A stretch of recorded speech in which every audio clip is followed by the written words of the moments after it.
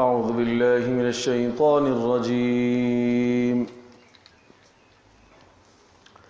بسم الله الرحمن الرحيم. مثل الذين كفروا بربهم أعمالهم كرماد اشتدت به الريح في يوم عاصف لا يقدرون مما كسبوا على شيء ذلك هو الضلال البعيد.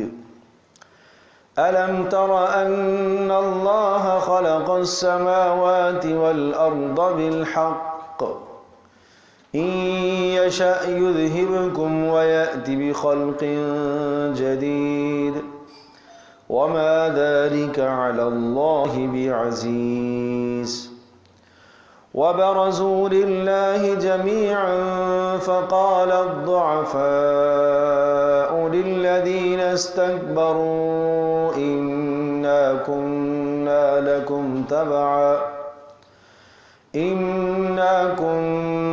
لكم تبعا فهل أنتم مغنون عنا من عذاب الله من شيء قالوا لو هدانا الله لهديناكم سواء علينا أجزعنا أم صبرنا ما لنا من محيص. مثل الذين كفروا بربهم أعمالهم. آیت نمبر 19 18 ہے 18. مثل الذین کفروا بربہم، مثال ان لوگوں کی جنہوں نے اپنے پروردگار کا کفر کیا. اعمالہم، ان کے اعمال کی مثال، ان کے اعمال کے ضائع ہو جانے اور برباد ہو جانے کی مثال. یوں سمجھ لیجئے کہ کافروں کے اعمال ضائع ہو جانے کی مثال.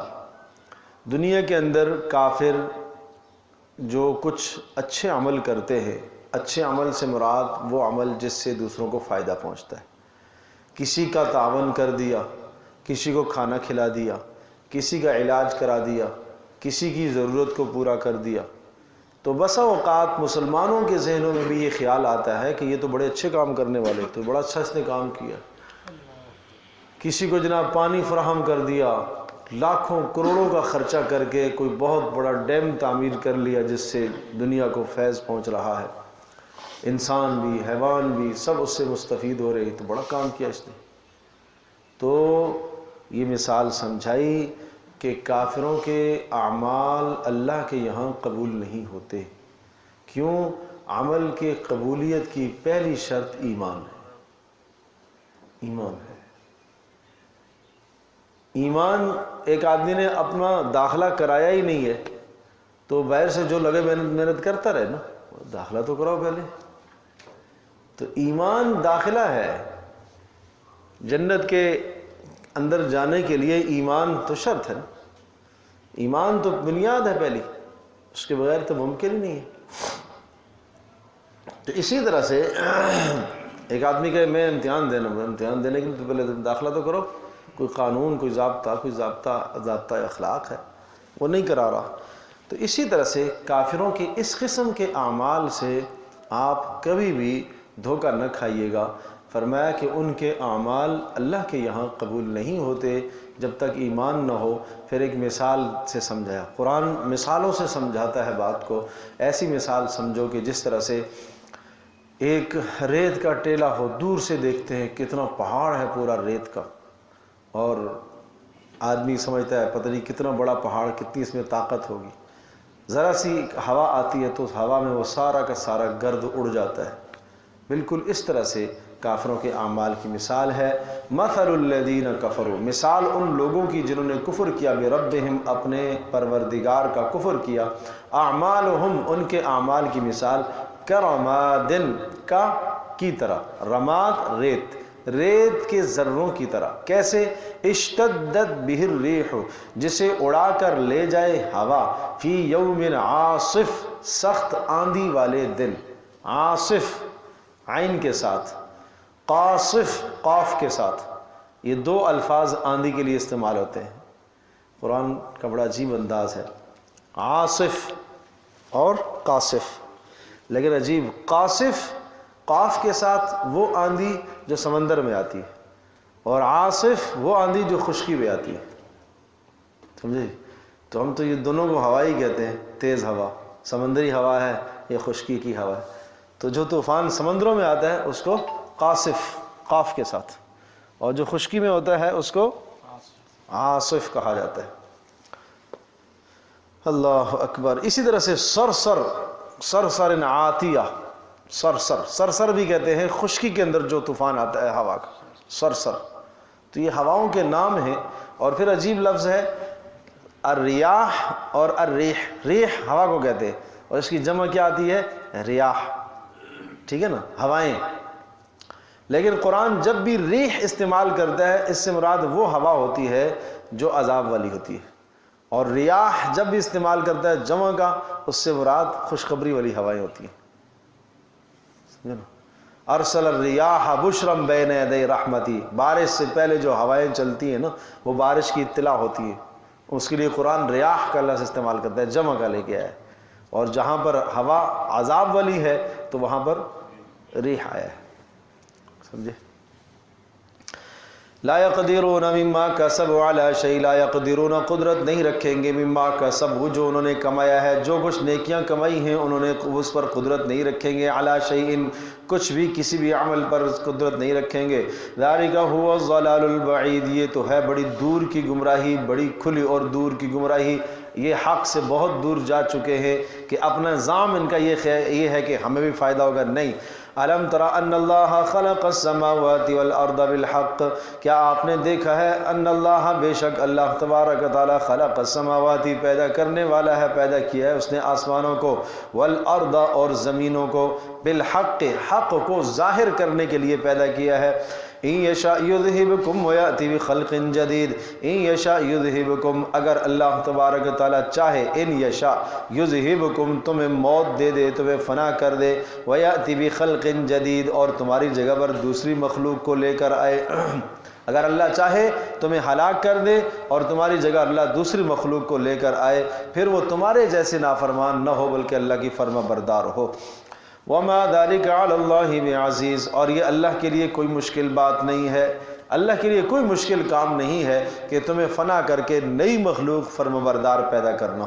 وَبَرَزُوا لِلَّهِ جَمِيعًا فَقَالَ الضُّعَفَاءُ لِلَّذِينَ اسْتَكْبَرُوا وَبَرَزُوا لِلَّهِ اور سب کے سب ظاہر ہو جائیں گے، للہ اللہ کے سامنے، جمیعاً سب کے سب اللہ کی بندگی کرنے والے، غیروں کی بندگی کرنے والے، سب کے سب اللہ کے سامنے پیش ہو جائیں گے، ایک معنی۔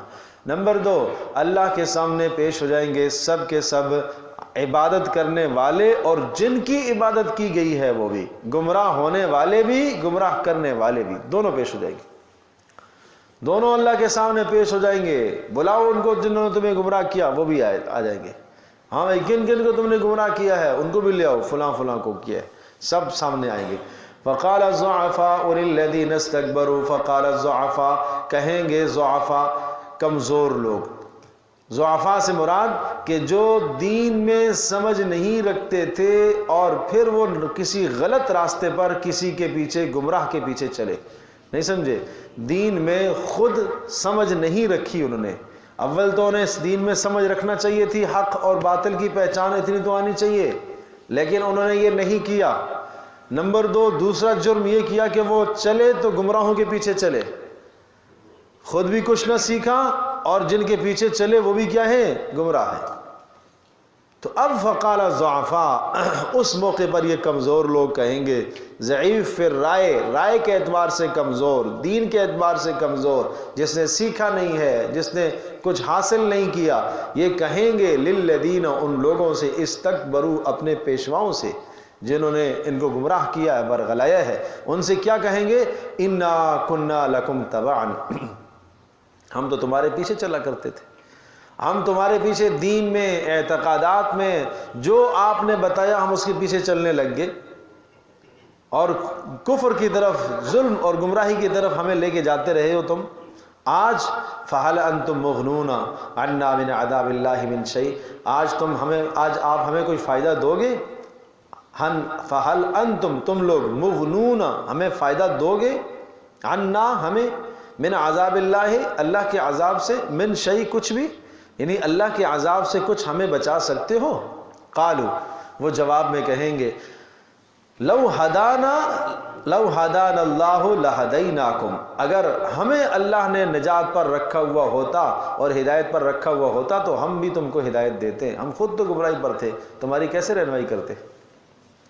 بات سمجھی؟ ہم خود کس پر تھے؟ گمراہی پر تھے، تمہاری کیسے رہنمائی کرتے؟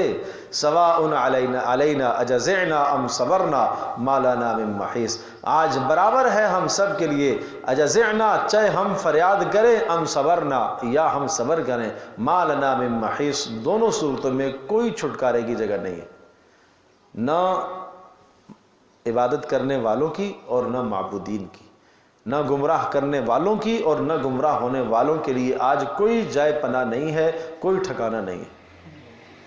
بات سمجھ آئی جی؟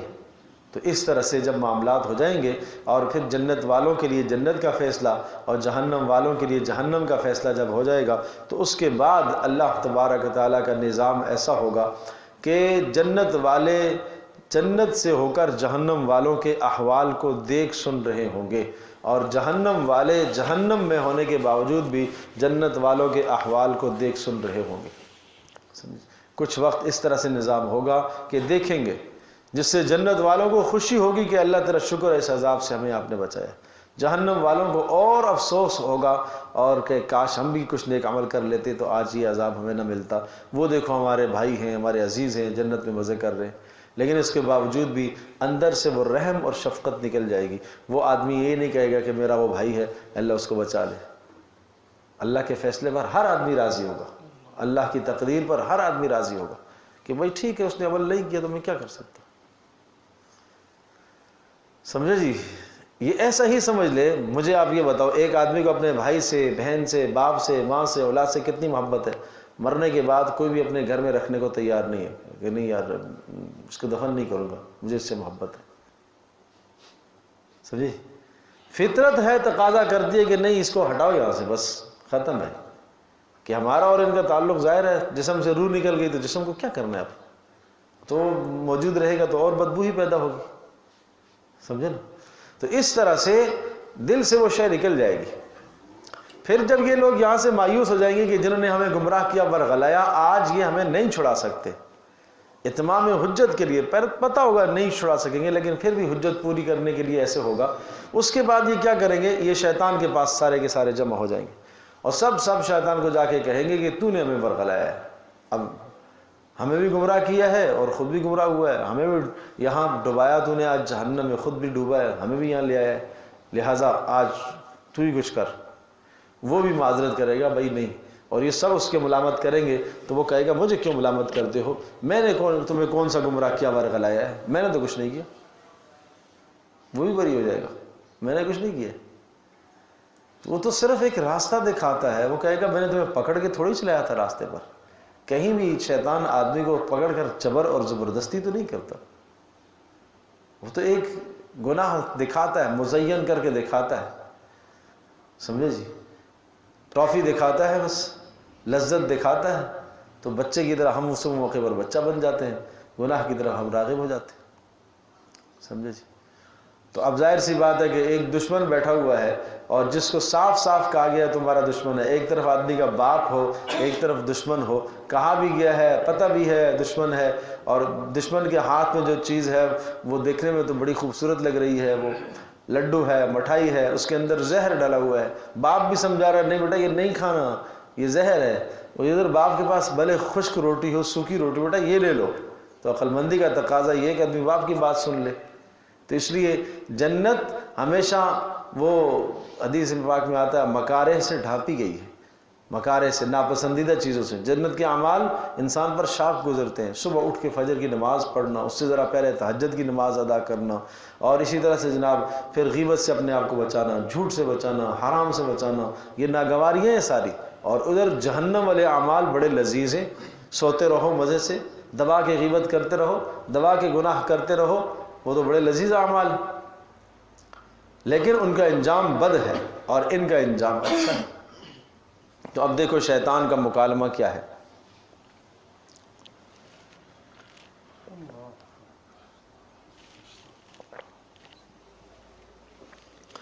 وقال الشیطان لما قضی الامر، اور کہے گا شیطان لما جب قضی الامر، تمام مقدمات کا فیصلہ ہو چکا ہوگا، جنت والے جنت میں، جہنم والے جہنم میں، کیا کہے گا؟ ان اللہ وعدکم وعد الحق، بے شک اللہ تبارک تعالی نے تمہارے ساتھ ایک وعدہ کیا تھا، وعد الحق سچا وعدہ، ووعدتکم اور میں نے بھی تمہارے ساتھ وعدہ کیا تھا، فاخلفتکم میں نے وعدے کی خلاف ورزی کی ہے۔ میں نے تمہیں کیا کہا تھا کہ جناب ابھی تو بڑا ٹائم ہے، ابھی تو نہیں مرو گے، ابھی تو بڑا وقت ہے، ابھی تو طویل زندگی جوانی چل رہی ہے، لیکن اچانک موت آ گئی۔ میں نے تم سے یہ کہا تھا کہ موت سے پہلے پہلے توبہ کر لینا، توبہ کر لینا، کوئی بات نہیں ہے، یہ بھی جوانی ہے، مزے لٹانے دو، بعد میں دیکھی جائے گی، موت سے پہلے توبہ ہو جائے گی۔ میں نے وعدہ کیا تھا کہ ہاں توبہ کروا دوں گا موت سے پہلے۔ میں وہ آدمی کہتا ہے نا ٹھیک ہے میں رمضان کے بعد سے توبہ کر لوں گا، اس رمضان میں پکی توبہ ہے، تو یہ شیطان ہی اندر سے پٹیاں پڑاتا ہے، یہ وعدہ کراتا ہے کہ رمضان تک جو ورزیاں کر لے اس کے بعد میں چھوڑ دوں گا آپ کو۔ تو آدمی کہتا ہے نا کہ رمضان کے بعد بس میں شیطان کی بات نہیں مانوں گا، خود شیطان آ کے اندر بولتا ہے۔ فاخلفتکم میں نے مخالفت کی ہے، وما کان لی علیکم من سلطان، وما کان لی شیطان کہے گا ما کان لی نہیں تھا میرے پاس، علیکم تمہارے خلاف، من سلطان کچھ زور اور کوئی طاقت کوئی جبر تو نہیں تھا، ہاں الا ان دعوتکم میں نے تمہیں بلایا پکارا، فاستجبتم لی تم نے میری بات کو کیا کر لیا؟ سن لیا، تم نے میری بات کو سن لیا۔ فلا تلومونی ولوموا انفسکم لہذا مجھے نہ ملامت کرو، اپنے آپ کو ملامت کرو۔ آج کیوں میری بات سنی ہے تم نے؟ سمجھے جی؟ کیوں اس دشمن کی بات سنی ہے جس کے ہاتھ میں جناب وہ کھانے کی چیز تھی، لذیذ چیز تھی، اندر زہر ملی ہوئی تھی، تمہیں بتایا نہیں گیا تھا کہ یہ دشمن ہے؟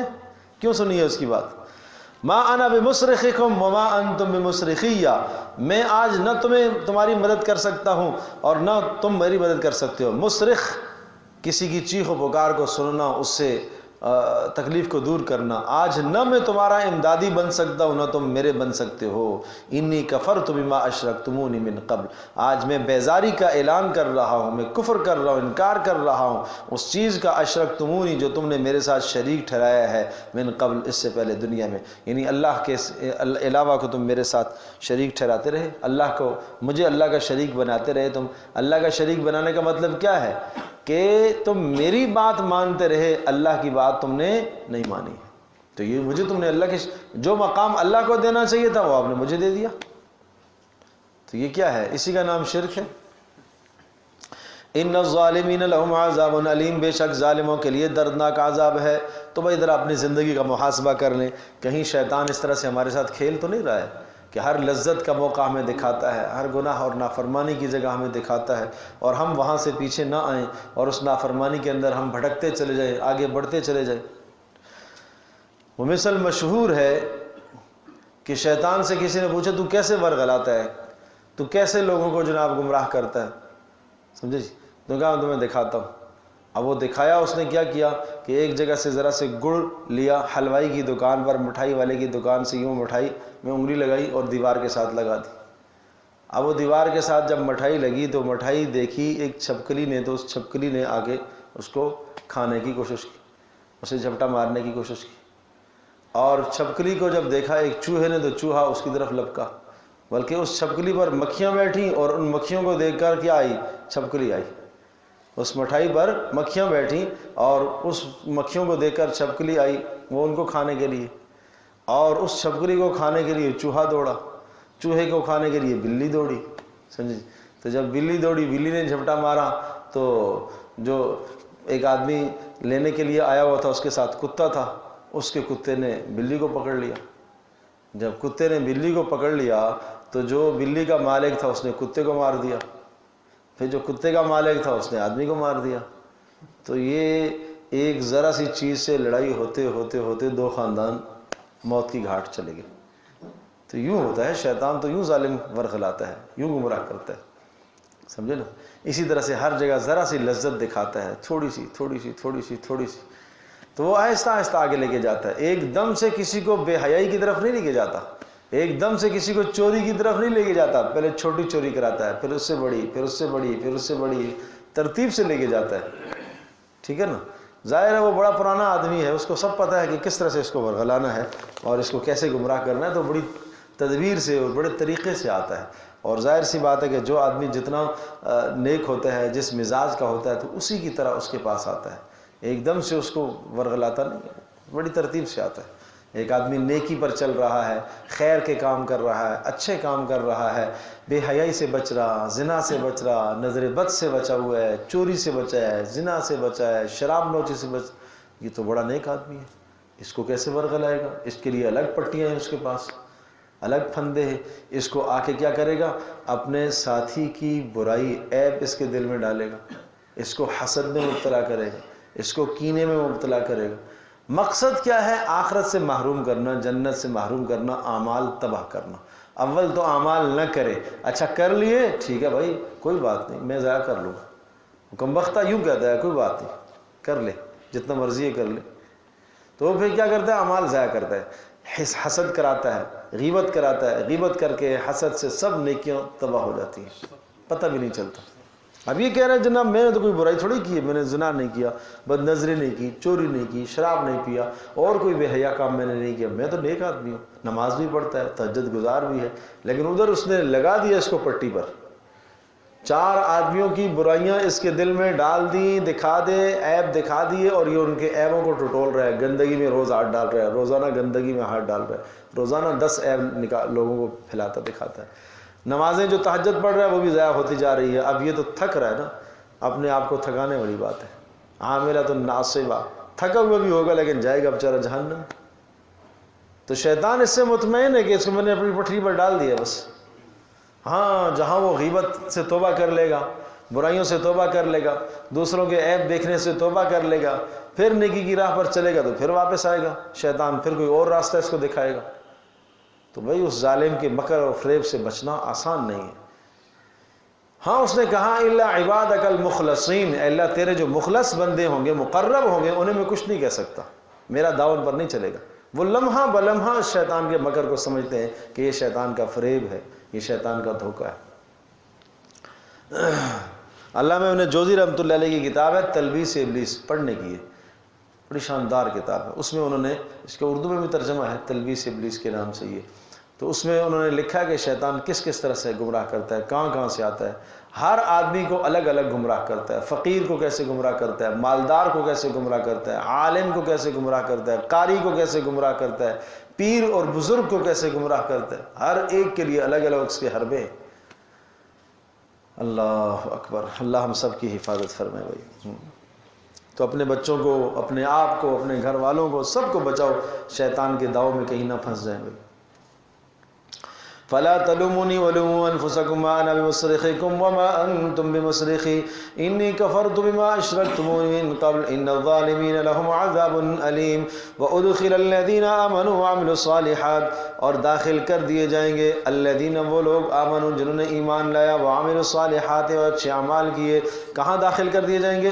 جنات، ایسی جنتوں میں، تجری من تحت الانہار، جن کے نیچے سے نہریں بہہ رہی ہوں گی، خالدین فیہا، جانے کے بعد یہ کھٹکا لگے گا کہ کہیں نکال تو نہیں جائیں گے، کہا نہیں نہیں، خالدین فیہا، ہمیشہ رہیں گے جنت میں۔ جانے کے بعد یہ خیال ہے، دو خیال، کہ یہ نعمت ہم سے چھین تو نہیں جائے، چھین تو نہیں جائے گی، نہیں نہیں، دوسرا نکالے تو نہیں جائیں گے، نہیں نہیں، بِإِذْنِ رَبِّهِمْ، ہمیشہ ہمیشہ اپنے پروردگار کے اذن سے، تحیتہم فیہا سلام، ان کا ملاقاتی کلمہ سلام ہوگا، تحیہ ملاقاتی کلمہ سلام ہوگا، آپس میں جب ایک دوسرے کو ملیں گے تو سلام سے آغاز کریں گے۔ أَلَمْ تَرَ كَيْفَ ضَرَبَ اللَّهُ مَثَلًا كَلِمَةً طَيِّبَةً كَشَجَرَةٍ طَيِّبَةٍ أَصْلُهَا ثَابِتٌ وَفَرْعُهَا فِي السَّمَاءِ أَلَمْ تَرَ، کیا آپ نے نہیں دیکھا، كَيْفَ ضَرَبَ اللَّهُ، اللہ پاک نے کس طرح سے مثال دی ہے، مثلاً ایک مثال، كَلِمَةً طَيِّبَةً اچھے کلمے کی مثال، كَشَجَرَةٍ طَيِّبَةٍ اچھے درخت کی طرح، أَصْلُهَا ثَابِتٌ اس کی جڑیں ہیں نیچے، أصلها اس کی جڑیں ہیں ثابت مضبوط، وَفَرْعُهَا فِي السَّمَاءِ اور اس کی شاخیں ہیں آسمان میں، توتی اکلہا وہ درخت دیتا ہے اپنے پھل کو کل حین بإذن ربها کل حین ہر موسم میں ہر وقت میں بإذن ربها اپنے پروردگار کے حکم سے ويضرب الله الامثال للناس اور اللہ پاک مثالیں بیان کرتا ہے لوگوں کے لیے لعلهم يتذکرون تاکہ لوگ نصیحت حاصل کریں خوب سمجھ لیں اس بات کو اگلے بھی سمجھ لیں وَمَثَلُ كَلِمَةٍ خَبِيثَةٍ اور مثال برے کلمے کی مثال كَشَجَرَةٍ خَبِيثَةٍ برے درخت کی طرح اُجْتُثَّتْ مِنْ فَوْقِ الْأَرْضِ جس کو اکھیڑ دیا گیا ہو زمین سے مَا لَهَا اُجْتُثَّتْ اکھیڑ دیا گیا ہو مِنْ فَوْقِ الْأَرْضِ زمین کے اوپر سے مَا لَهَا مِنْ قرار اس کے لیے زمین میں کوئی ٹھہراؤ نہیں ہے يُثَبِّتُ اللَّهُ الَّذِينَ آمَنُوا اب یہ جو دو مثالیں ہیں نا ایک کلمہ طیبہ کی مثال کلمہ طیبہ سے مراد کلمہ توحید اور ایک کلمہ خبیثہ کی مثال اس سے مراد کلمہ شرکیہ کلمات ٹھیک ہے تو مومن اور کافر کی مثال بھی سمجھ لیجئے توحید اور شرک کی مثال بھی سمجھ لیجئے فرمایا کلمہ طیبہ جس شخص کے دل میں ایمان ہے اس کی مثال اس درخت کی سی ہے کہ جس درخت کی جڑیں نیچے تک گئی ہوئی ہوں مضبوط ہوں اور جب جڑیں اس کی مضبوط ہوتی ہیں تو اس کے نتیجے میں اوپر لگنے والا پھل بھی بہت اچھا لگتا ہے پھل پھول پتے اس کے اچھے ہوتے ہیں جس درخت کی جڑیں نیچے تک ہوں اور جب اس درخت کی جڑیں نیچے تک ہوتی ہیں تو وہ نیچے سے اپنی غذا کو حاصل کر لیا کرتا ہے نیچے سے پانی بھی نکال کے لے آتا ہے چوس کے لے آتا ہے اپنی ضرورت وہ وہاں سے پوری کر لیتا ہے لہذا اس کا پھل پھول اچھا ہوتا ہے اور وہ درخت جس کی جڑیں نیچے تہ تک نہ گئی ہوئی ہوں تو اس کا پھل اتنا اچھا بھی نہیں لگتا ذرا سا کوئی ہوا کا جھونکا آئے گا وہ درخت گر جائے گا لیکن وہ درخت جس کی جڑیں نیچے تک گئی ہوں وہ ہواؤں سے اسے کچھ نہیں ہوتا بالکل ایسے ہی مومن اور کافر ہے جو مومن ہوتا ہے اس کا اعتماد اللہ پر ہے مصائب کی جتنی بھی ہوائیں آ جائیں وہ ہوائیں اسے کچھ بھی نہیں بگاڑ سکتی کچھ بھی نہیں ہلا سکتی چاہے فاقے آئیں گے فقر آئیں گے تنگی آئے مصیبتیں آئیں پریشانیاں آئیں غم آ جائے کچھ بھی آ جائے تو وہ اپنے ایمان سے نہیں پھرتا اس لیے کہ اس کا ایمان نیچے تک گیا ہوا ہے ایمان اندر دل میں راسخ ہوا ہے لیکن کافر ہے اس کا کوئی بھروسہ نہیں اللہ کی ذات عالی پر اس کی مثال اس درخت کی سی ہے جس کی جڑیں نیچے نہ ہوں اور ذرا سا ہوا کا جھونکا آئے تو ہٹ جائے ایک مصیبت آئی تو اللہ کی ذات سے اعتماد ہٹ گیا پہلے سے اعتماد نہیں تھا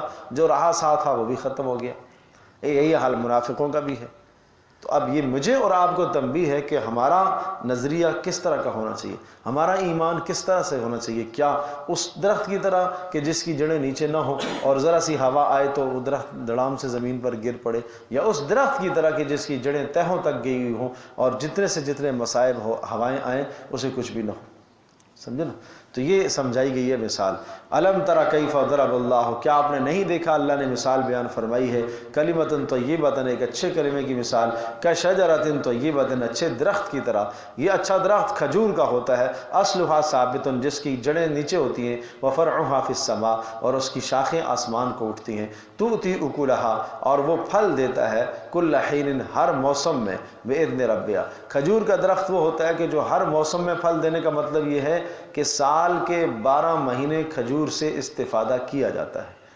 پھل اگر اس کا لگتا ہے کچھ وقت کے لیے لیکن وہ پھل پورا سال اسٹاک کیا جاتا ہے چھوارے پورے سال چلتے رہتے ہیں کہیں بھی وہ ختم نہیں ہوتے پھر عجیب بات یہ کہ اس کی گٹھلیاں بھی کام آتی ہیں وہ بھی جانوروں کی غذا بنتی ہے پھر اسی طرح سے اس کے شاخیں اور پتے جو ہیں وہ بھی جناب اس سے بھی قسم کی چیزیں بنتی ہیں اس کی چھال بھی کام میں آتی ہے لکڑی بھی کام میں آتی ہے اس کا کوئی حصہ بیکار نہیں ہوتا تو وہ ہر وقت کارآمد ہی کارآمد ہے ہر موسم میں ہر وقت میں دن میں رات میں ہر وقت لوگ اس سے فائدہ حاصل کرتے ہیں تو مومن کی مثال ایسی ہونی چاہیے جو ہر وقت کیا ہو فائدہ مند ہو دوسروں کے لیے کیا ہو فائدہ مند ہو ومثل کلمۃ خبیثۃ اور برے کلمے کی مثال کشجرۃ خبیثۃ اس برے درخت کی سی ہے اجتثت من فوق الارض جس کو زمین سے اکھیڑ کر پھینک دیا گیا ہو بعض نے کہا کہ حنظل کا درخت کہلاتا ہے کڑوا ہوتا ہے انتہائی اور نیچے تک اس کی جڑیں نہیں جاتی ہے لیکن کوئی بھی درخت ہو سکتا ہے ما لہا من قرار اس کے لیے کوئی ٹھہراؤ نہیں ہے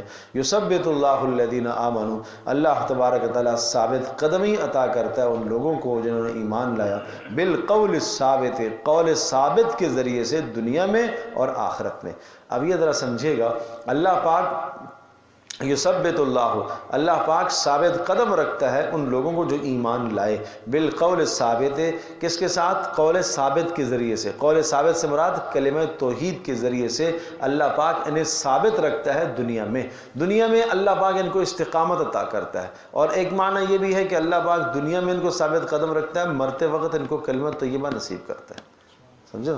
یہ بھی بڑی اہم بات ہے کہ مرتے وقت کلمہ نصیب ہو۔ وفی الآخرۃ، اور آخرت میں بھی، ویذل اللہ الظالمین، اور اللہ پاک ظالموں کو گمراہ کرتا ہے، ویفعل اللہ ما یشاء، اور اللہ جو چاہتا ہے کرتا ہے۔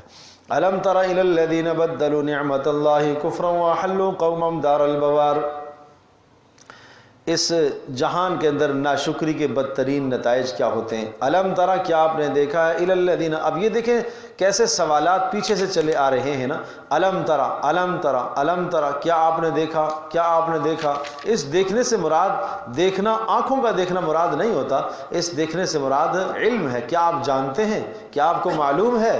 تو یہ قرآن کا ایک انداز ہے، اس طرح سے سوال کرتا ہے۔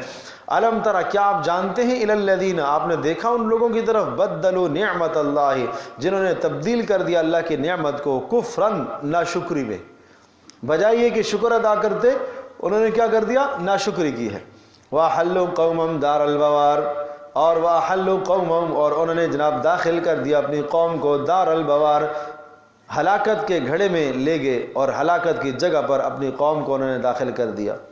جہنم یصلونہا، اور وہ ہلاکت کا گھڑا کون سا ہے؟ جہنم ہے، یصلونہ، اس میں داخل ہوں گے، وبئس القرار، اور بہت ہی بدترین اور برا ٹھکانہ ہے۔ ناشکری کرتا ہے تو گھر کے اندر بھی ناشکری ہے، اولادیں بھی ناشکری بنی ہوئی ہیں، سب کے سب ناشکرے ہیں، تو یہ گھر کا پیشوا، گھر کا سربراہ سب کو اس ناشکری کی طرف لے کر جا رہا ہے۔ وَجَعَلُوا لِلَّهِ أَنْدَادًا لِيُضِلُّوا عَنْ سَبِيلِهِ، اور ٹھہرایا ہے انہوں نے اللہ پاک کے لیے اندادن، بتوں کو، لِيُضِلُّوا عَنْ سَبِيلِهِ، تاکہ جناب لِيُضِلُّوا عَنْ سَبِيلِهِ، تاکہ انجام یہ ہوگا کہ تاکہ بہکائیں، ان کو گمراہ کریں اللہ کے راستے سے۔ قل کہہ دیجئے تمتعوا فإن مصيركم إلى النار، تمتعوا مزے لے لو، فإن مصيركم إلى النار، بے شک تم سب کا رجوع جہنم کی طرف ہوگا، سب کو لوٹ کر جانا ہے جہنم کی طرف۔ قل لعبادی الذین آمنوا، ایسوں کو آپ اطلاع دے دیجئے، جعلوا للہ اندادا، جنہوں نے اللہ کے ساتھ شریک ٹھہرائے ہیں۔ یہ بڑے سمجھنے کی بات ہے بھائی۔ اب آپ کہیں گے ہم نے تو نہیں شریک ٹھہرائے، ذرا اپنی زندگیوں کا محاسبہ کریں۔ انداد ند کی جمع ہے، اور ند کہتے ہیں معبود کو، کسی کو اللہ کے سوا کسی کو بھی معبود بنانا، یہ ند کہلاتا ہے۔ اور معبود بنانے کا معنی میں کتنی بار عرض کر چکا ہوں، جو عظمت اللہ کو دینی چاہیے، جو محبت اللہ کو دینی چاہیے، جو خوف اللہ کا ہونا چاہیے، اگر یہ صفت کسی اور کے لیے ثابت کرتا ہے تو اس کو شرک کہیں گے۔ قل تمتعوا فإن مصيركم إلى النار، ان سے کہیے آپ مزے لیتے رہو کچھ وقت تک، اور تمہارا ٹھکانہ تو ہے جہنم۔ قل لعبادی الذین آمنوا، قل کہہ دیجئے میرے ان بندوں سے جو ایمان لائے، یقیموا الصلاۃ، وہ کیا کریں؟ نماز کو قائم کرتے رہیں، فلاح کا راستہ یہ ہے۔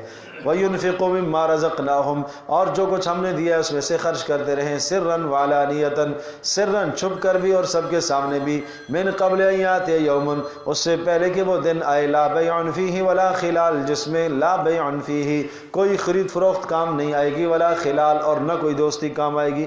قیامت میں نہ کوئی دوستی اور نہ کوئی خرید فروخت کام آئے گی۔ بھائی اپنے عمل کام آئیں گے، اس لیے اپنے اعمال پر محنت کرو، اعمال کے ساتھ دوستی لگاؤ، اعمال کے ساتھ دوستی لگاؤ۔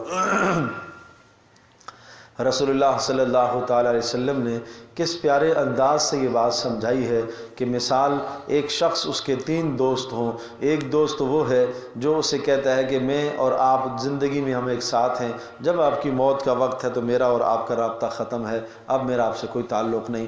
دوسرا دوست یہ کہتا ہے کہ میں آپ کے ساتھ ہوں زندگی میں بھی، جب آپ مر جائیں گے تو آپ کے ساتھ قبر تک جاؤں گا، یہاں تک میرا آپ کا ساتھ ہے۔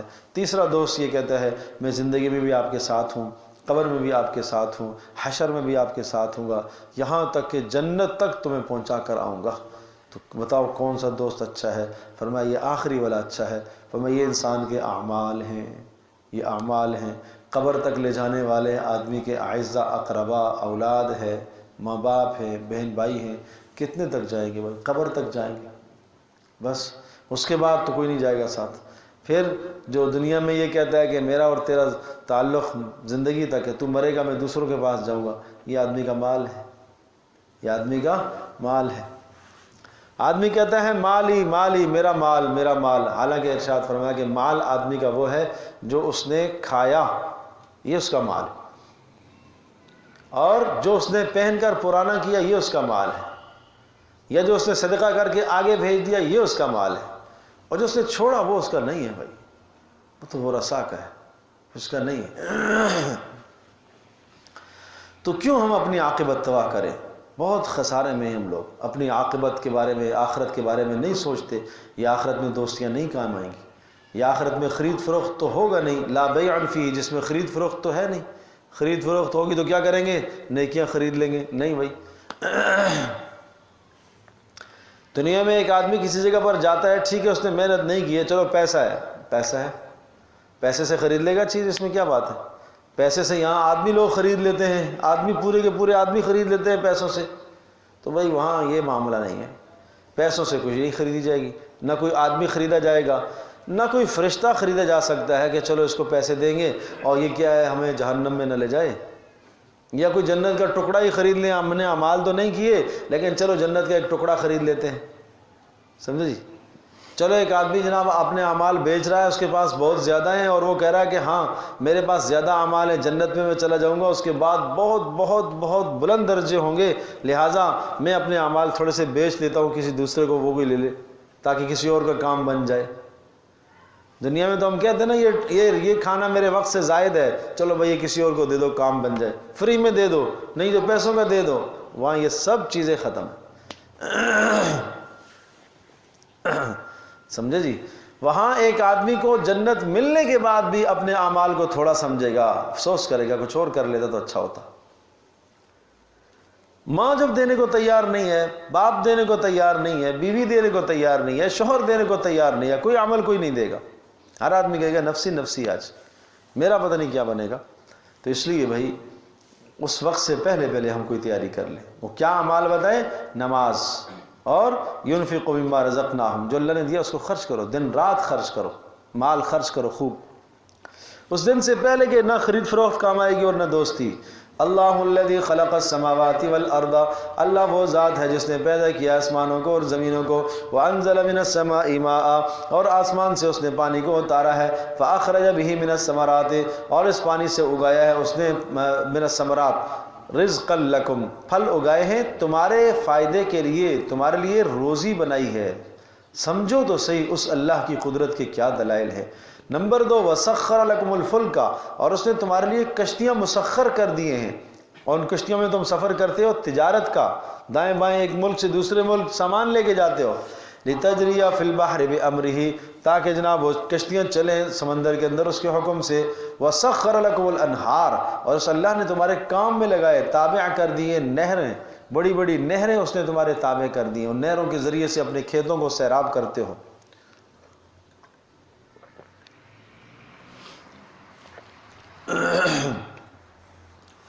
وسخر لکم الشمس والقمر، اور کھیتیوں کے بعد پھر تذکرہ کیا شمس اور قمر کا، سورج اور چاند کی روشنی، اور ان روشنیوں سے تمہیں فائدے پہنچتے ہیں، سورج کی روشنی سے تمہیں فائدے پہنچتے ہیں، چاند کی روشنی سے تمہارے پھلوں کو، سبزیوں کو، خوراکوں کو فائدے پہنچتے ہیں، دائبین، مسلسل یہ چل رہے ہیں، دائبین دائمین کے معنی میں ہمیشہ۔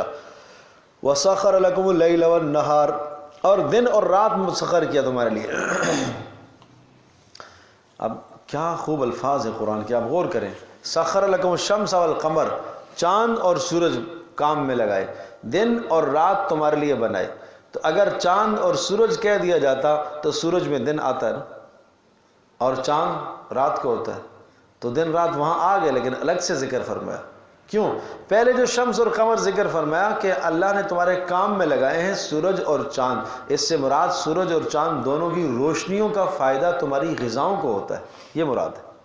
اور سخر لکم اللیل والنہار، دن رات، کہ دن میں تم معاش اختیار کرتے ہو اور رات کو تم آرام کرتے ہو، یہاں یہ مقصود ہے کہ تمہارے آرام اور معاش کے اسباب اور اوقات اللہ نے مقرر فرمائے۔ تو پتہ یہ چلا کہ پھر آدمی کو اسی فطرت پر ہونا چاہیے کہ معاش کا جو نظام اللہ نے مقرر فرمایا نا اسی کے مطابق فطری نظام معاش کا کیا ہے. فجر کی نماز پڑھو اور اس کے بعد بابرکت ٹائم ہے.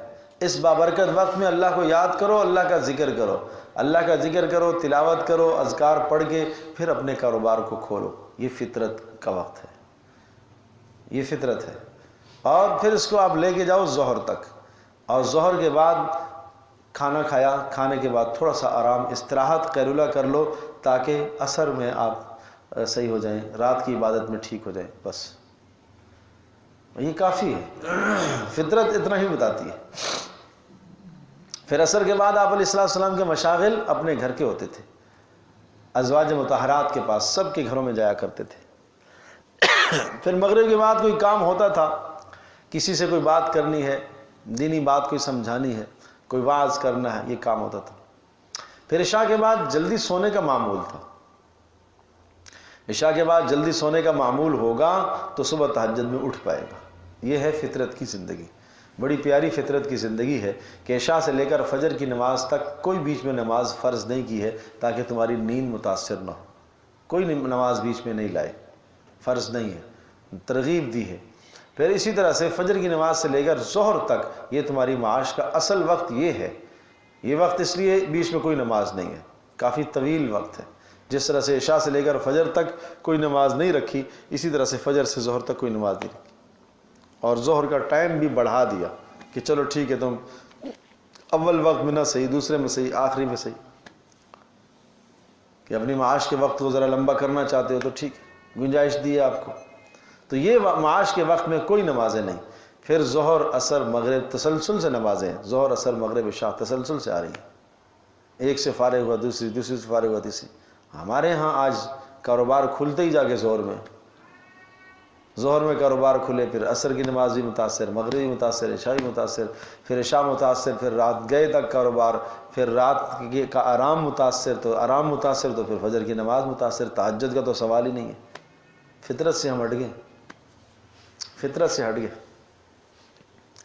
اس لیے امام رازی رحمۃ اللہ علیہ نے بڑی پیاری بات ارشاد فرمائی ہے. فطرت انہوں نے یوں سمجھائی ہے کہ اگر جو آدمی فجر کی 2 رکعت نماز فرض ادا کرتا ہے, چاہیے تو یہ کہ انسان 24 گھنٹے اللہ کی عبادت کرے.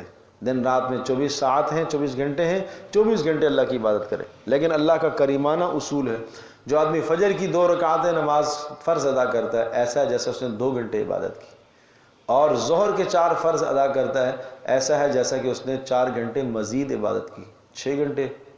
اور عصر کے 4 پڑھتا ہے تو ایسا ہے جیسا کہ اس نے 4 گھنٹے اور عبادت کی, 10 گھنٹے. اور پھر مغرب کے 3 پڑھتا ہے تو ایسا ہے جیسے کہ 3 گھنٹے اس نے اور عبادت کی, 13 گھنٹے. اور عشاء کے 4 فرض پڑھتا ہے تو ایسا ہے جیسے کہ اس نے 4 گھنٹے اور عبادت کی, کتنے, 17 گھنٹے. تو 17 گھنٹے عبادت اور باقی گھنٹے ہیں آرام کے, سمجھے نا, باقی 7 گھنٹے ہیں آرام کے. یہ ہے فطرت کی زندگی. تو اس فطرت پر ہم آنے کی کوشش کریں, اپنے گھروں کو اس فطرت پر لاؤ, فطرتی نظام پر لاؤ.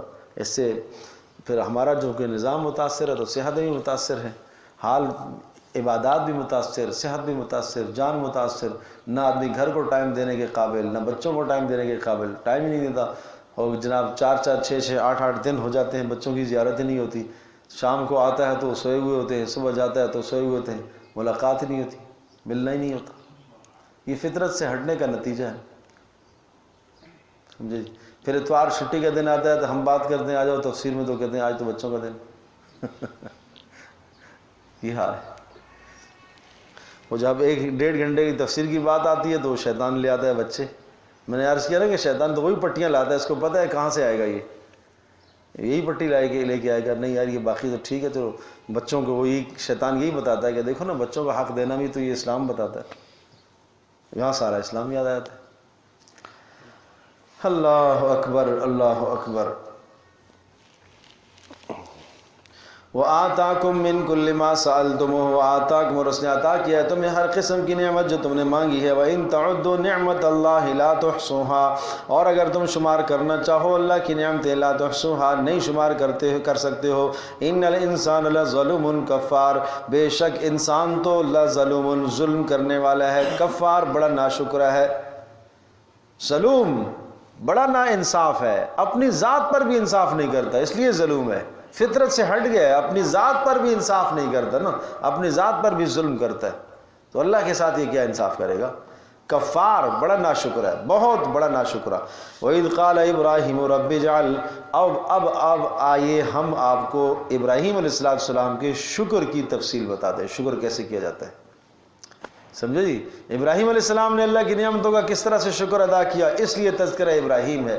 بڑا خوب رکوع ہے ابراہیم علیہ السلام کی، وہ دعائیں جو انہوں نے اپنی اولادوں کے لیے کی ہیں.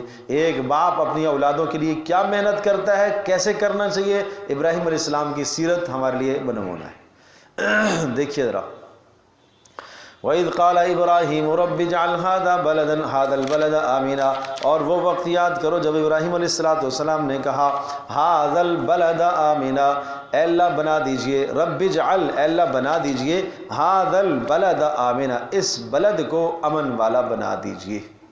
دو دعائیں ہیں ابراہیم علیہ السلام کی.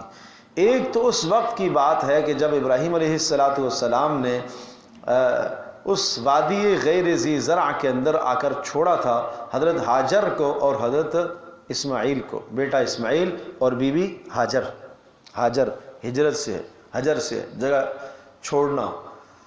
تو چونکہ ایک جگہ چھوڑ کے شام سے یہ یہاں ہجرت کر کے آئے ہیں، اس لیے ان کو ہاجر، پھر ہاجر اس کے بعد اردو میں اس کو ہم ہاجرہ لکھ دیتے ہیں، لیکن اصل لفظ ہاجر ہے.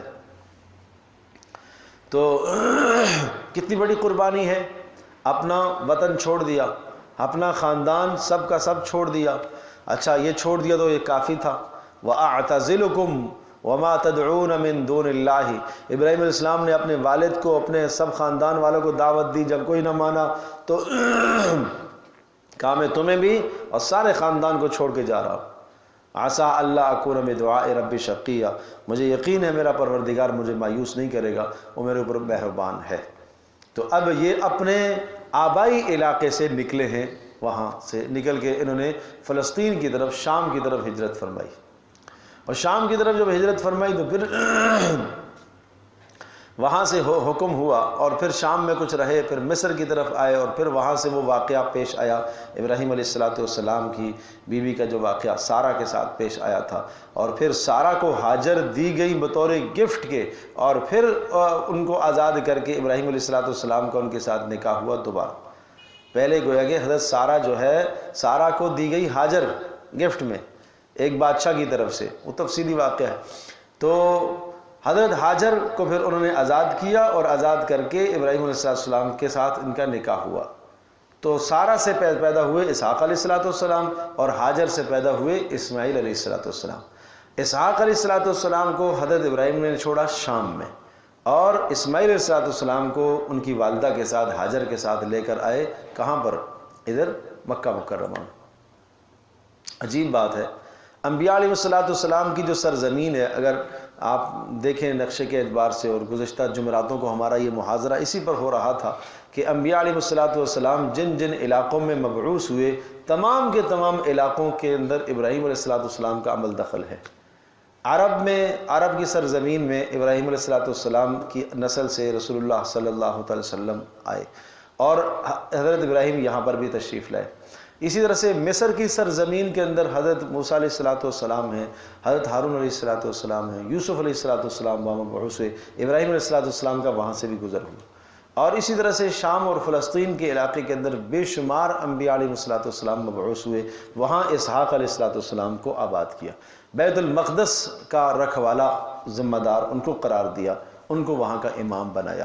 تو حضرت اسحاق علیہ السلام کی اولاد سے پھر آگے نبیوں کا سلسلہ آیا، یعقوب علیہ السلام پیدا ہوئے، پھر بنی اسرائیل کا ایک پورا خاندان ہے. اور ادھر حضرت اسماعیل کو لے کر آئے تھے مکہ مکرمہ کی وادی میں.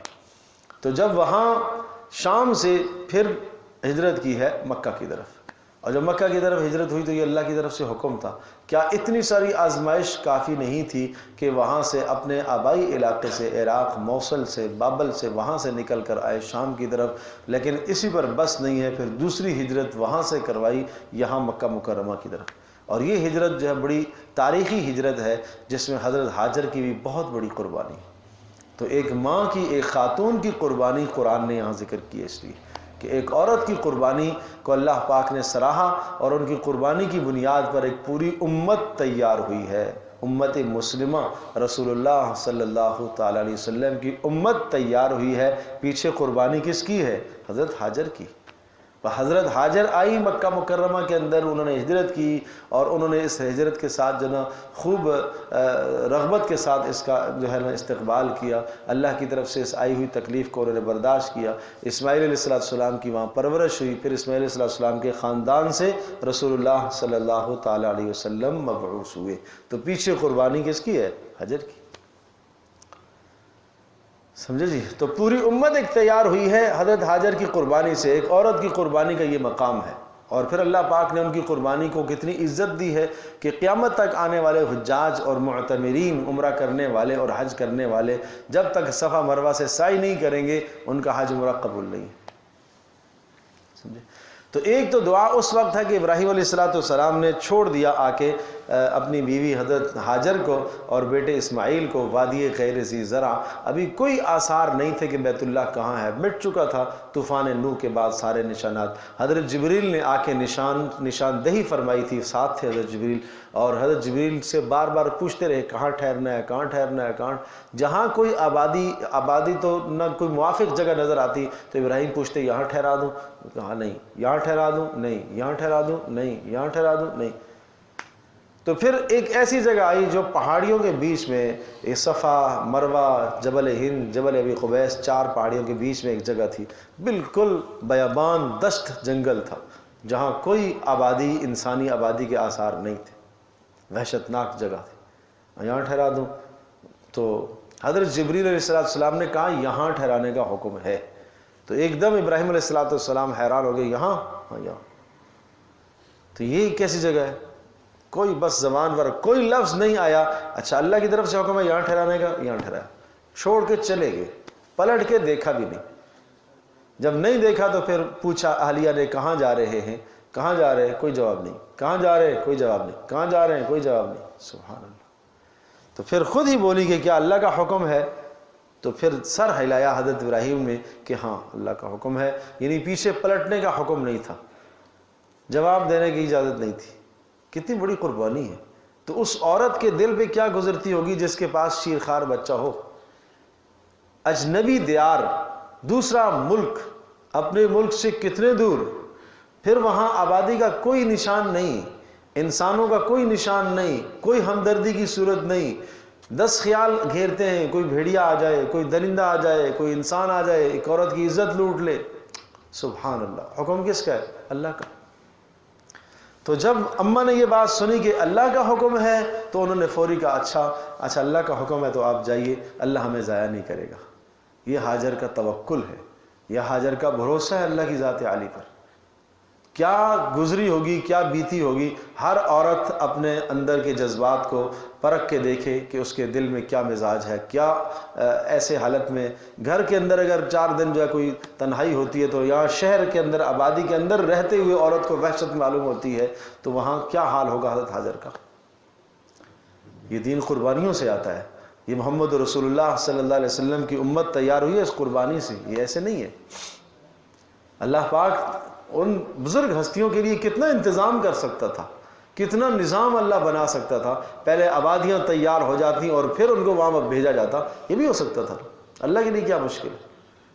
تو جب ابراہیم علیہ السلام وہاں سے نکلے اور صفا پر چڑھ کر ابراہیم علیہ السلام کو دیکھتی رہی، جب نظروں سے اوجھل ہو گئے تو پھر ابراہیم علیہ السلام نے رخ کیا اسی سرزمین کی طرف جو کہ بیت اللہ کی بنیادیں وہاں تھیں اور نشانات دکھا دیے تھے حضرت جبریل نے۔ تو پھر اس طرف رخ کر کے جہاں سے یعنی حاجر کو اب نظر نہ آئیں، تاکہ نہ حاجر ان کو نظر آئے نہ یہ ان کو نظر آئیں، وہاں کھڑے ہو کے پھر دعا کی، اور وہ دعا تھی جو پہلے سپارے کے اندر مذکور ہے، رب اجعل ھذا بلدا آمنا، اے اللہ اس جگہ کو امن والا شہر بنا دے۔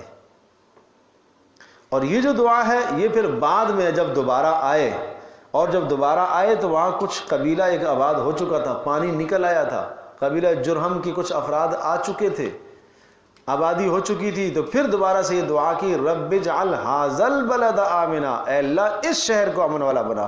یہ شہر بن گیا ہے، پہلے دعا کیا تھی، اے اللہ اس جگہ کو امن والا شہر بنا، اور اب شہر بن گیا، اے اللہ اس شہر کو امن والا بنا۔ تو دونوں دعاؤں میں فرق ہے، اس لیے وہاں پر ھذا بلدن، بلدن نکرہ ہے، الف لام کے بغیر آیا ہے، اور یہاں پر البلد جو ہے نا الف لام کے ساتھ آیا ہے، تو اس کا مطلب یہ کہ ھذا البلد آمنا، اے اللہ اس شہر کو امن والا بنا۔ تو ایک دعا تو یہ ہے۔ دوسری دعا وجنبنی وبنی ان نعبد الاصنام، اے اللہ مجھے بھی اور میری اولاد کو بھی اس بات سے محفوظ فرما کہ ہم بتوں کی پوجا کریں، مورتیوں کو ہم پوجیں، اللہ کے سوا کسی کی بھی ہم بندگی کریں، اے اللہ ہماری حفاظت فرما۔ نبی دعا کر رہا ہے کہ اے اللہ ہمیں بچا لے کہ ہم تیرے سوا کسی اور کی بندگی کریں۔ رب انہن اضللن کثیرا من الناس، اے میرے پروردگار انہن، انہوں نے بتوں نے، اضللن گمراہ کر دیا ہے بہت سارے لوگوں کو، فمن تبعنی چونکہ وہاں جو ماحول چھوڑ کر آئے تھے اپنے آبائی علاقے کے اندر وہ بھی بتوں کا سارا ماحول تھا، فمن تبعنی، اے اللہ جس نے میری اتباع کی، فإنہ منی، وہ میرا ہے، ومن عصانی، اور جس نے میری نافرمانی کی، فإنک غفور الرحیم، اے اللہ آپ بخشنے والے مہربان ہیں، آپ چاہیں تو بخش دیں، رحم فرمائیں، چاہیں تو عذاب دیں۔ اللہ اکبر۔ تو پہلی دعا امن کی دعا ہے، اور دوسری دعا توحید کی دعا ہے، توحید، اے اللہ ہمیں خالص توحید عطا فرما، اپنا بندہ بنا، اپنی بندگی کے علاوہ کسی کے سامنے ہمیں مت جھکا۔ تیسری دعا ربنا انی اسکنت من ذریتی، اے اللہ میں نے ٹھہرایا ہے من ذریتی اپنی اولاد کو، بوادن ایسی وادی میں، باب منفی کے ہے، ایسی وادی میں، غیر ذی زرع جو کھیتی والی نہیں ہے، یعنی سنگلاخ پہاڑیاں ہیں یہاں پر اور سنسان جگہ ہے، عند بیتک المحرم، لیکن اے اللہ تیرا گھر ہے یہاں پر ادب اور احترام والا، یہاں میں نے تیرے گھر کے پاس ٹھہرایا ہے۔ اللہ اکبر۔ کیوں ٹھہرایا ہے؟ یہ بات سمجھنے کی ہے، یہ ہمارے لیے سبق ہے بھائی، کیوں ٹھہرایا ہے؟ ربنا اولاد کو ہجرت کیوں کروائی، بیوی کو ہجرت کیوں کروائی، مقصد کیا ہے؟ کیا وہاں تجارت کریں؟ اللہ اکبر، تجارت کریں، کاروبار کریں، یہاں دنیا تجارت کے لیے، کاروبار کے لیے ہجرت کرتی ہے، سمجھائی؟ لیقیم الصلاۃ، اس لیے ٹھہرایا ہے یہاں، بے آب و گیا بیابان میں اس لیے چھوڑ کر جا رہا ہوں، لیقیم الصلاۃ، تاکہ یہ نماز قائم کریں۔ یہ آپ نے نماز کو بڑا ہلکا سمجھا ہوا ہے نا، تاکہ نماز قائم کریں۔ اتنی بڑی قربانی دی ہے، ایک ملک سے دوسری جگہ پر لے کر آیا ہوں تاکہ یکسوئی کے ساتھ یہاں نماز پڑھ سکیں، یکسوئی کے ساتھ اللہ کی بندگی کر سکیں، اور صرف نماز قائم نہ کریں، نماز قائم کروائیں، دوسروں کو بھی پڑھوائیں، اس لیے کہ اسماعیل علیہ السلام نے یہاں امام بننا ہے، حضرت اسحاق نے بیت المقدس کا امام بننا ہے، انہوں نے یہاں کا امام بننا ہے، اور پھر ان کی اولاد اور ذریت سے امام آئے گا، امام الانبیاء حضرت محمد صلی اللہ علیہ وسلم۔ فجعل افئدۃ من الناس، اے اللہ لوگوں کے دلوں کو ان کی طرف کر دیجئے، فجعل بنا دیجئے، افئدۃ من الناس لوگوں کے دلوں کو، تہوی الیہم ان کی طرف میلان کرنے والے لوگوں کے دلوں کو ان کی طرف راغب کر دیجئے، تاکہ یہاں آ کے کوئی قبیلہ آباد ہو جائے، لوگ آباد ہو جائیں، آبادیاں اختیار کریں اور ان کو انسیت مل جائے۔ وَارْزُقْهُم مِّنَ الثَّمَرَاتِ، اے اللہ روزی کا انتظام بھی تو فرما، وَارْزُقْهُم مِّنَ الثَّمَرَاتِ، اے اللہ ان کی روزی کا انتظام بھی تو فرما، امن کی دعا بھی فرمائی، روزی کی دعا بھی فرمائی، کوئی منع نہیں ہے یہ دعائیں کرو، لیکن کیا مقصد بتایا ٹھہرانے کا؟ لِيُقِيمُوا الصَّلَاةَ، اس مقصد کو مت بھولو۔ لَعَلَّهُمْ يَشْكُرُونَ، اے اللہ ان کو روزیاں دے تاکہ یہ شکر ادا کریں، پتہ چلا کہ روزی ملے تو کیا کرنا چاہیے؟ ہاں، ربنا انک تعلم ما نخفی وما نعلن، اے ہمارے پروردگار تو خوب جانتا ہے، ما نخفی جو ہم پوشیدہ رکھتے ہیں، وما نعلن جو ہم ظاہر کرتے ہیں، وما یخفى علی اللہ من شیء، اور نہیں ہے کوئی شے مخفی اللہ پر زمینوں میں اور نہ آسمانوں میں۔ الحمدللہ الذی وہب لی علی الکبر اسماعیل و اسحاق۔ اب یہ دعا دیکھیے کیا ہی خوب دعا ہے، الحمدللہ الذی، ساری تعریفیں اس اللہ کے لیے، وہب لی علی الکبر، جس نے مجھے عطا کیا، وہبہ ہبہ سے ہے، اور ہبہ کا نا گفٹ دینا بغیر کسی طلب کے، بغیر کسی مانگے، بغیر کسی مشقت، بغیر کسی میری لیاقت اور استعداد اور صلاحیت کے، صرف فضل ہی فضل ہے، میرا کچھ بھی اس میں نہیں ہے۔ تو اولاد صرف اللہ کا فضل ہے بھائی، صرف اللہ کا فضل ہے بھائی، میرا کوئی کمال نہیں، میرا کوئی کمال نہیں۔ اس لیے اس بات کو سمجھو، ابراہیم کی دعا سمجھ کر اپنی اولادوں کے لیے شکر ادا کیا کرو۔ اے اللہ تُنے شکر ہے، تیرا شکر ہے تو نے اولاد عطا فرمائی، وہب لی، تو نے گفٹ عطا فرمایا۔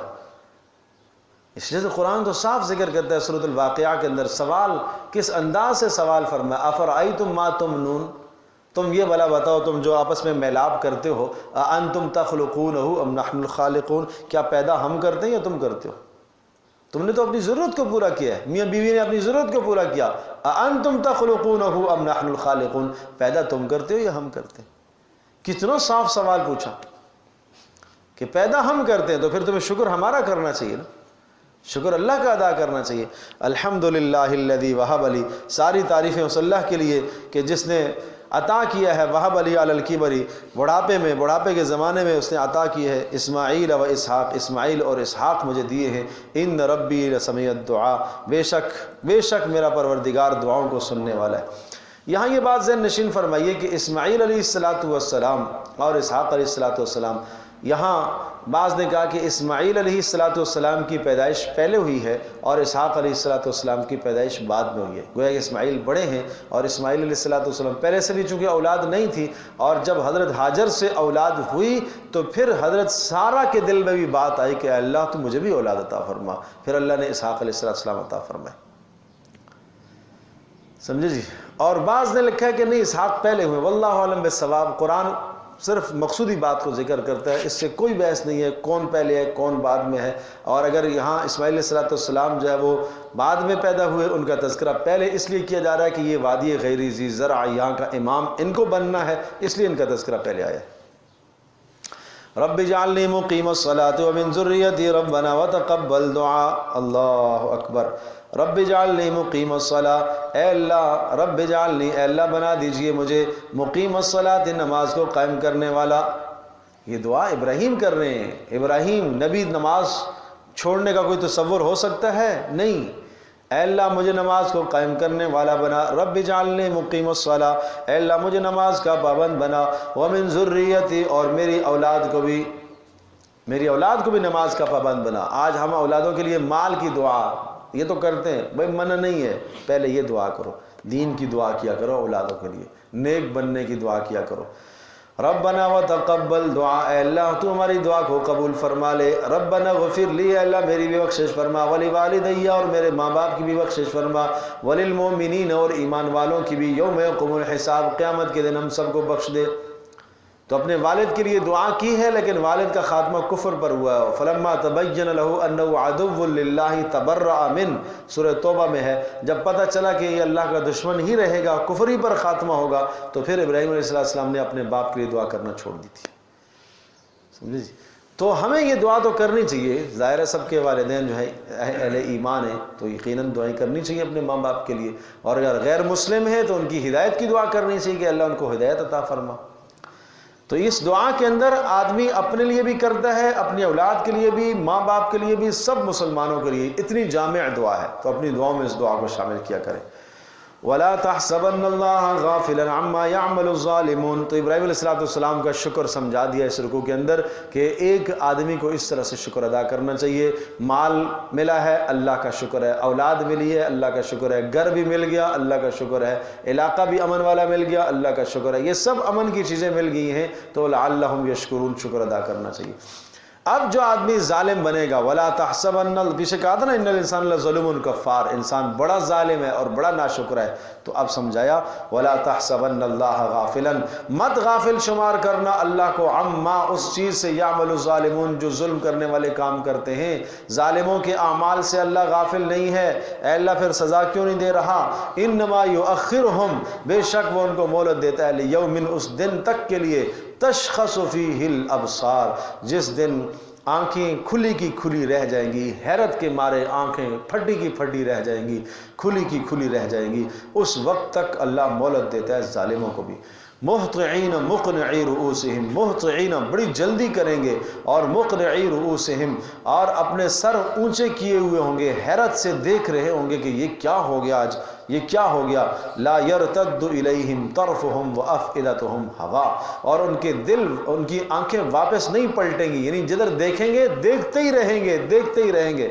ایک ہولناک چیز سامنے آتی ہے، آدمی اسی کو دیکھتا رہتا ہے، آس پاس سے آدمی غافل ہو جاتا ہے کہ ادھر کیا ہے، کس نے کیا کہا مجھے کچھ پتہ نہیں، یہ کیا کر رہا ہے مجھے کچھ نہیں پتہ، ہوش نہیں ہوتا انسان کو۔ ایسا حال ہوگا جہاں نگاہ ہوگی وہاں نگاہ کھڑی کی کھڑی رہ جائے گی۔ اور وَأَفْئِدَتُهُمْ ہوا، اور فرمایا کہ دل اڑ رہے ہوں گے، افئدتہم ان کے دل ہولناکی کی وجہ سے عقل حواس سب کھو بیٹھیں گے۔ وَأَنذِرِ النَّاسَ، آپ لوگوں کو ڈرائیے، یہ انذار کا طریقہ دیکھیے، آپ ڈرائیے لوگوں کو، یوم یأتیہم العذاب، جس دن عذاب آئے گا، فیقول الذین ظلموا، اور یہ ظالم کہیں گے ربنا اخرنا، اس عذاب سے مراد دنیا کا عذاب ہے، اس وقت سے پہلے پہلے توبہ کر لو۔ ہر انسان پر عذاب گرد و نواح سے آتا ہے۔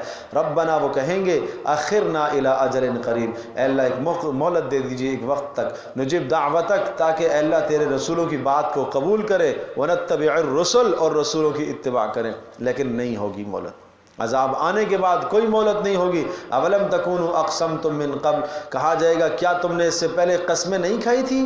ما لکم من زوال، تم یوں کہا کرتے تھے کہ کوئی زوال نہیں آئے گا ہمارے مال پر، ہماری عزت پر، ہمارے اقتدار پر۔ قسمیں کھا کر کہتے تھے ہماری کرسی بڑی مضبوط، ہمارا مال بڑا مضبوط، ہماری تجارت، ہماری جوانی اور ہماری ٹھاٹ باٹ بڑی مضبوط ہے، تصور بھی نہیں ہوتا تھا۔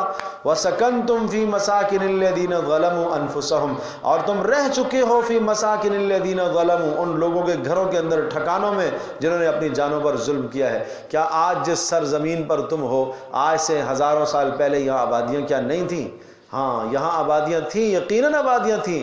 اسی طرح سے گرد و نواح میں تم کھنڈرات دیکھتے ہو، اور جو آج سے پہلے آبادیاں تھیں آج وہ قبرستان بنے ہوئے پڑے ہیں، آج وہاں صرف قبروں کے نشان ہیں، اوپر پتھر رکھے ہوئے ہیں، نہیں معلوم کون ہے، کہیں تو یہ بھی وہ نشان بھی غائب ہو گئے ہیں، نشان بھی نہیں بچے ہیں، لیکن ہر جگہ نیچے کوئی نہ کوئی تو ہے دفن۔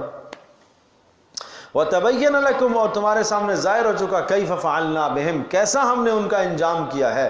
وَقَدْ وَضَرَبْنَا لَكُمُ الْأَمْثَالَ، اور تمہارے لیے ہم نے کئی مثالیں بیان کی ہیں۔ وَقَدْ مَكَرُوا مَكْرَهُمْ وَعِنْدَ اللَّهِ مَكْرُهُمْ، اور انہوں نے تدبیریں کی ہیں اللہ کے خلاف، رسولوں کے خلاف، اور اللہ کے پاس بھی سخت تدبیریں تھیں، اور ان تدبیروں کا جواب تھا وَإِنْ كَانَ مَكْرُهُمْ لِتَزُولَ مِنْهُ الْجِبَالُ، اگرچہ ان کی تدبیریں ایسی خوفناک ہوتی تھیں کہ جن سے پہاڑ بھی اپنی جگہ سے ہل جائے، ایسی تدبیریں کافروں نے رسول اللہ صلی اللہ علیہ وسلم اور ان کے ساتھیوں کے خلاف تدبیریں کی ہیں مشرکین نے، کہ اگر وہ پہاڑوں پر ڈالی جاتی پہاڑ بھی اپنی جگہ سے ٹل جاتے، ہل جاتے، لیکن رسول اللہ صلی اللہ علیہ وسلم کے اوپر ایمان لانے والوں کے استقامت میں ذرہ برابر لغزش نہیں آئی۔ فلا تحسبن اللہ مخلف وعدی، یہ سخت ایک ڈانٹ ہے، لہٰذا آپ ہرگز آپ نہ گمان کیجئے اللہ پاک اپنے رسولوں سے وعدہ کی خلاف ورزی کرے گا، مت گمان کیجئے مخلف وعدہ رسولہ کہ اللہ پاک اپنے رسولوں سے وعدے کی خلاف ورزی کرے گا، نہیں۔ ان اللہ عزیز ذو انتقام، بے شک اللہ غالب ہے، اللہ پاک مدد کرنے کی قدرت رکھتا ہے، ذو انتقام بدلہ لینے والا ہے۔ یوم تبدل الارض، کب بدلہ لے گا؟ اس دن تبدل الارض غیر الارض، جس دن زمین کو اس زمین کے علاوہ دوسری زمین میں تبدیل کر دیا جائے گا۔ کیسے تبدیل کر دیا جائے گا؟ دوسرے مقام پر ہے وَيَسْأَلُونَكَ عَنِ الْجِبَالِ فَقُلْ يَنْسِفُهَا رَبِّي نَسْفًا فَيَذَرُهَا قَاعًا صَفْصَفًا، پہاڑ اوپر سے اڑ جائیں گے اور زمین بالکل چٹیل میدان ہو جائے گی، لا ترى فيها عوجا ولا امتا، کوئی اونچ نیچ آپ کو اس میں نظر نہیں آئے گی، سیدھا سیدھا میدان ہو جائے گا، سفید چٹیل میدان، سفید چاندی کی طرح سفید ایک میدان، یہ میدان محشر اس طرح سے قائم ہو جائے گا۔ آسمان بھی بدل جائے گا، یہ آسمان کی تنی ہوئی چھت خوبصورت میں نظر نہیں آئے گی، ہاں وَتَكُونُ الْجِبَالُ كَالْعِهْنِ، اور اسی طرح سے آسمان بھی تیل کی تلچھٹ کی طرح، فَإِذَا انشَقَّتِ السَّمَاءُ فَكَانَتْ وَرْدَةً كَالدِّهَانِ، آسمان پھٹے گا، وردتن جیسا کہ گلاب کا گلابی رنگ ہوتا ہے، اس طرح سے تیل کی تلچھٹ کی طرح چمڑا ایک تنا ہوا ہو، اور جب اس کے اندر تناؤ ختم ہو جائے، کھول دو کسی طرح سے پیچھے طرح سے رسی، تو اس کے اندر جھریاں پڑ جاتی ہیں، اسی طرح سے اس میں بھی جھریاں پڑ جائیں گی، اس میں بھی جھریاں پڑ جائیں گی۔ آج تو یہ کتنا خوبصورت ہمیں نظر آتا ہے، اس میں کوئی پھٹن نہیں اور کوئی اس میں شگاف نہیں، کوئی اس میں سوراخ نہیں، یہ سب ختم ہوگا۔ وَبَرَزُوا لِلَّهِ الْوَاحِدِ الْقَهَّارِ، اور سب کے سب اللہ کے سامنے حاضر ہوں گے، کوئی نہیں چھپ سکے گا۔ وَتَرَى الْمُجْرِمِينَ، اور تو دیکھے گا مجرموں کو یومئذ، اس دن، مُقَرَّنِينَ، جھکڑے ہوئے ہوں گے، فِي الْأَصْفَادِ، زنجیروں میں جھکڑے ہوئے ہوں گے، سَرَابِيلُهُم مِّن قَطِرَانٍ، سرابیلہم من قطران، اور فرمایا سرابیلہم، ان کی قمیصیں، ان کے لباس، من قطران، گندک کے ہوں گے، ایسی دھات جو آگ کو کھینچتی ہے، وتغشا وجوہہم النار، اور اوپر سے بھی آگ ان کو چھائی ہوئی ہوگی، چہروں پر بھی۔ یہ کیوں؟ لیجزی اللہ کل نفس ما کسبت، اس لیے تاکہ اللہ پاک سزا دے، بدلہ دے ہر نفس کو اس کے کیے گا۔ ان اللہ سریع الحساب، اللہ پاک خوب جاننے والا، حساب لینے والا ہے۔ ھذا بلاغ للناس، یہ پیغام ہے لوگوں کے لیے، وَلِيُنذَرُوا بِهِ وَلِيَعْلَمُوا، اور تاکہ انہیں بتایا جائے، ڈرایا جائے، وَلِيَعْلَمُوا، تاکہ سمجھیں، انما هو الہ واحد، اللہ وہ ایک ہی ہے، اس کے سوا کوئی اور نہیں، وَلِيَذَّكَّرَ اولو الالباب، اور تاکہ نصیحت حاصل کرنے والے نصیحت حاصل کریں۔ اللہ اکبر۔ اللہ کے کلام کو سمجھنے کی کوشش کریں، محنت کرنے کی کوشش کریں، اور اس پر وقت دیں، اپنا وقت لگائیں۔ الحمدللہ رب العالمین، والصلاة والسلام علی سید الانبیاء والمرسلین وعلی آلہ وصحبہ امتی اجمعین۔ اللہم انا نسألک الہدی والتقی والعفو والغنی، اللہم انا نعوذ بک من الفتن ما ظہر منها وما بطن، ربنا لا تجعلنا فتنة للقوم الظالمین ونجنا برحمتک من القوم الکافرین۔